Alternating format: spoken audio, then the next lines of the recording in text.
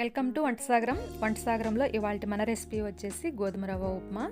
ఈ గోధుమ రవ్వ ఉప్మాని పొడిపొడిలాడుతూ టేస్టీగా ఏ విధంగా ప్రిపేర్ చేసుకోవాలో ఈ వీడియోలో తెలుసుకుందాం.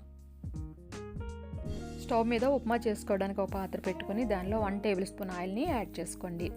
ఆయిల్ హీట్ ఎక్కిన తర్వాత 1 టీ స్పూన్ ఆవాలు, 1 టీ స్పూన్ మినపప్పు, 1 టీ స్పూన్ పచ్చెనగపప్పుని యాడ్ చేసుకోండి. 1 టేబుల్ స్పూన్ పల్లీలను కూడా యాడ్ చేసుకోండి. ఒక ఎండుమిర్చిని బ్రేక్ చేసుకొని యాడ్ చేసుకోండి. కొద్దిగా కరివేపాకును కూడా యాడ్ చేసుకోండి. ఇవి వేగిన తర్వాత ఒక చిన్న సైజు ఉల్లిపాయని కట్ చేసుకొని యాడ్ చేసుకోండి. అలాగే 3 పచ్చిమిర్చిని కూడా ఈ విధంగా కట్ చేసుకొని యాడ్ చేసుకోండి. వీటిని కలుపుకోండి.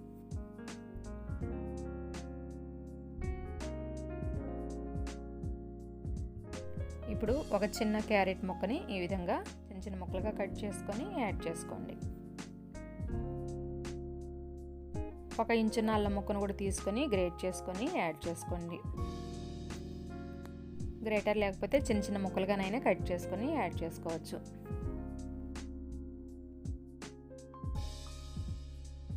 ఇప్పుడు ఇవన్నీ కలుపుకుంటూ ఫ్రై చేసుకోండి. ఈ విధంగా 2 నిమిషాలు ఫ్రై చేసుకున్న తర్వాత ఇప్పుడు కొద్దిగా టమాటా ముక్కలను కూడా యాడ్ చేసుకోండి.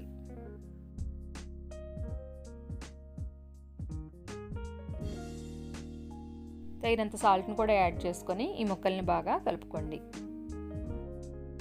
మనం వేసుకున్న ఈ ముక్కలన్నీ కూడా మగ్గటానికి నాకు 10 నిమిషాలు పట్టింది.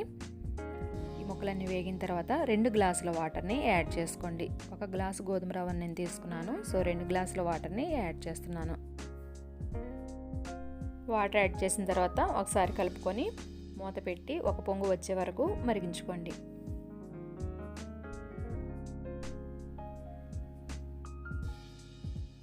ఈ విధంగా మరుగుతున్నప్పుడు మనం తీసుకున్న గోధుమ రవ్వను దీనికి యాడ్ చేసుకోవాలి. బొంబాయి రవ్వలాగా ఈ గోధుమ రవ్వ గడ్డలు కట్టదు. ఈ విధంగా యాడ్ చేసుకున్న తర్వాత బాగా మిక్స్ చేసుకోండి. ఫ్లేమ్ని మీడియంలో ఉంచుకొని ఈ రవ్వని ఉడికించుకోవాలి. ఇలా కలుపుకున్న తర్వాత మూత పెట్టి ఉడికించుకోండి. మధ్య మధ్యలో మూత తీసి కలుపుకుంటూ ఉండాలి. అడుగంటకుండా చూసుకోవాలి.